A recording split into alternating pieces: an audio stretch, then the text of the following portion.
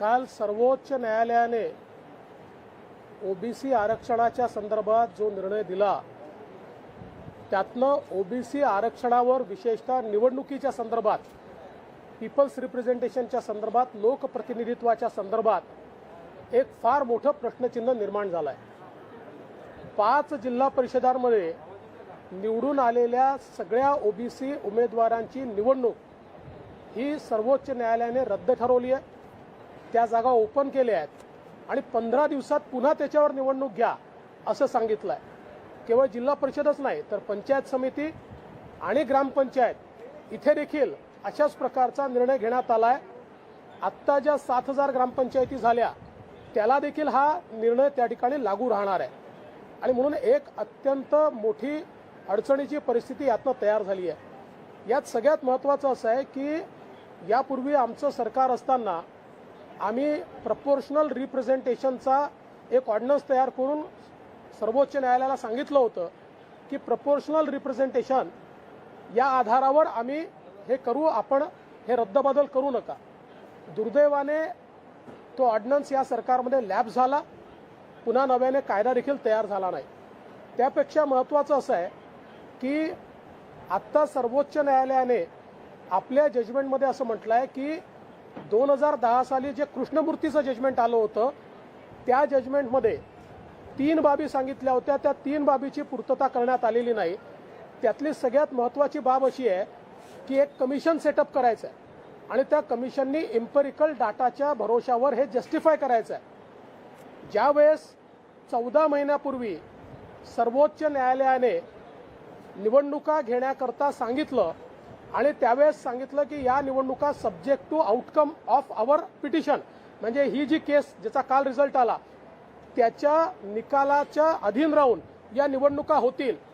त्याचवेळी राज्य सरकारला हे सांगण्यात आलं होतं की आपण हे कमिशन तयार करा, पण गेले 14 महिने राज्य सरकारने हे कमिशन तयारच केलं नाही, कुठला एम्पिरिकल डाटा तयार केला नाही।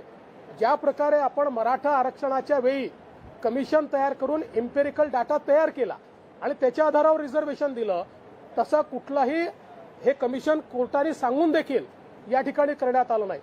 त्याहीपेक्षा महत्त्वाचं असं आहे की आपण जर फेब्रुवारी महिन्यामध्ये सरकारने दाखल केलेलं ॲफिडेव्हिट याच्यामध्ये बघितलं तर त्या ॲफिडेव्हिटमध्ये सरकारने कन्सिडर करून टाकलाय 50% वर रिझर्वेशन जात आहे असं मान्य केलंय, पण ते जस्टिफाय करण्याचा कुठलाही प्रयत्न हा त्या ॲफिडेव्हिटमध्ये केला नाही।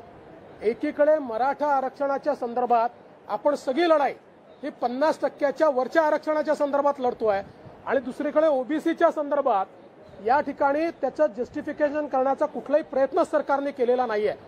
त्यामुळे आमचं अतिशय स्पष्ट मत आहे की कुठेतरी याच्यामध्ये दुर्लक्ष झालेलं आहे, योग्य प्रकारे बाजू मांडण्यात आलेली नाहीये, याच्याकडे नीट लक्ष देण्यात आलेलं नाहीये। आम्ही सरकारला सांगितलंय आम्हाला याच्यावर राजकारण करायचं नाहीये, पण आज ओबीसीचं आरक्षण पूर्णपणे अडचणीत आलंय। 50% से ऊपर गया, लेकिन क्यों गया है इसका जस्टिफिकेशन नहीं दिया और इसके कारण आज ओबीसी के रिजर्वेशन के ऊपर एक प्रश्न चिन्ह निर्माण हुआ है।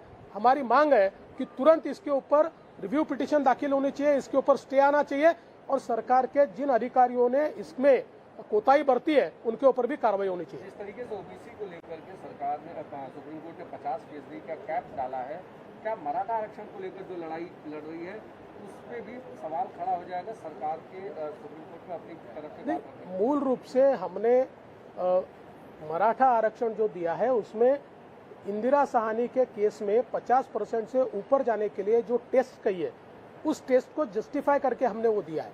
हमारी अपेक्षा यही थी कि यहाँ पर वही सरकार ने इसमें करना चाहिए था। जब 50% से ऊपर की बात आई तो उस समय सरकार ने यही करने की आवश्यकता थी, क्योंकि सुप्रीम कोर्ट ने इंदिरा साहनी जजमेंट में बहुत स्पष्ट रूप से कहा है कि शेड्यूल्ड एरिया है तो वहां पर हो ही सकता है। अब अगर ये सारी बातें सामने आती तो धुले है, नंदुरबार है, इसमें अलग निर्णय कोर्ट देता, क्योंकि वो तो इंदिरा साहनी के टेस्ट में बिल्कुल फिट बैठते, वो शेड्यूल्ड एरिया है, लेकिन वो भी बातें सामने नहीं आई। तो मुझे लगता है कि कहीं ना कहीं ये मामले का कुछ ना कुछ असर तो उसके ऊपर आएगा, लेकिन पूरा असर आएगा असं मुझे लगता नहीं।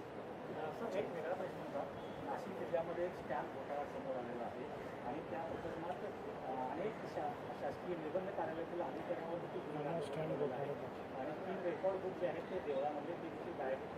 नाही, हा अतिशय गंभीर अशा प्रकारचा घोटाळा समोर आलेला आहे. मी देखील त्या संदर्भातल्या बातम्या वाचल्यात, त्याची माहिती मी देखील घेतोय. एक नव्या पद्धतीनं हा तेलगी स्टॅम्प घोटाळ्यासारखा घोटाळा केला आहे की ज्याच्यामध्ये जुने सगळे तिथले खरेदी खतं काढून त्या खरेदी खतावर फोर्जिंग करून आणि त्याच्यामध्ये सगळ्यांचं संगनमत आहे, कारण नव्या पद्धतीनं त्याच्यावर नंबर्स वगैरे जे काही आहेत ते फोर्ज करून आणि अशा प्रकारे मोठी मालमत्ता तयार करण्यात आली आहे. त्यामुळे हा अतिशय गंभीर अशा प्रकारची बाब आहे आणि निश्चितपणे याच्यावर कडक कारवाई झाली पाहिजे. याच्यात कोण सूत्रधार आहेत हे आणि त्याच्या पाठीमागे कोण आहेत हे देखील या ठिकाणी लक्षात घेतलं पाहिजे. दुर्दैवाने यापूर्वीचा तेलगी घोटाळा हा देखील नाशिकपासून सुरू झालेला आहे आणि आता पुन्हा नाशिकमध्ये अशा प्रकारचा घोटाळा सुरू होणं हे मला असं वाटतं की कुठेतरी आमच्या सिस्टीममध्ये काहीतरी दोष आहे हे आपण लक्षात घेतलं पाहिजे आणि त्याच्यावर कारवाई केली पाहिजे. विधानसभा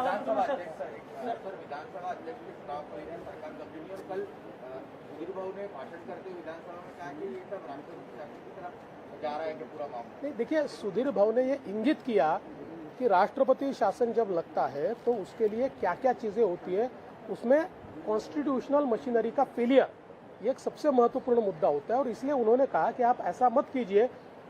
हमारे नियम के अनुसार राज्यपाल जी जब कहते हैं कि आपको ये चुनाव लेना पड़ेगा और तुरंत लेना पड़ता है, उसके बाद राज्यपाल जी का पत्र आया और उसके बावजूद आज तक 7 दिनों से ज्यादा कभी भी ये जो जगह है अध्यक्ष वो वैकेंट नहीं रही है.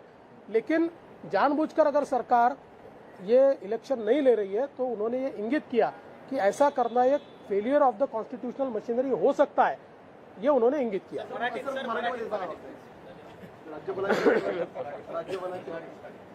असं आहे की माननीय सुधीर भाऊंनी अतिशय स्पष्टपणे हे सांगितलेलं आहे की राष्ट्रपती राजवट लागण्याकरता ज्या वेगवेगळ्या गोष्टी कारणीभूत असतात त्याच्यामध्ये फेलियर ऑफ कॉन्स्टिट्यूशनल मशिनरी हा देखील एक महत्त्वाचा मुद्दा असतो आणि राज्यपालांनी संवैधानिक एखादा निर्णय दिल्यानंतर किंवा एखादी कृती करायला सांगितल्यानंतर जर राज्याने ती केली नाही तर एक प्रकारे तो देखील फेलियर ऑफ कॉन्स्टिट्यूशनल मशिनरी आहे आणि म्हणून त्यांनी राज्य सरकारच्या लक्षात आणून दिलं की यापूर्वी कधीही 7 दिवसाच्या वर विधानसभा अध्यक्षाची जागा रिकामी राहिलेली नाही आणि आता 30 दिवसाच्या वर झाले तुम्ही रिकामी ठेवली आहे. राज्यपालांनी संविधानाच्या अंतर्गत तयार झालेल्या नियमानुसार त्यांची जबाबदारी म्हणून तुम्हाला पत्र दिलं आहे, पण त्या पत्रावरही तुम्ही कारवाई करत नाही. हे फेलियर ऑफ कॉन्स्टिट्यूशनल मशिनरीकडे जात आहे अशा प्रकारे सरकारला इंगित केलेलं.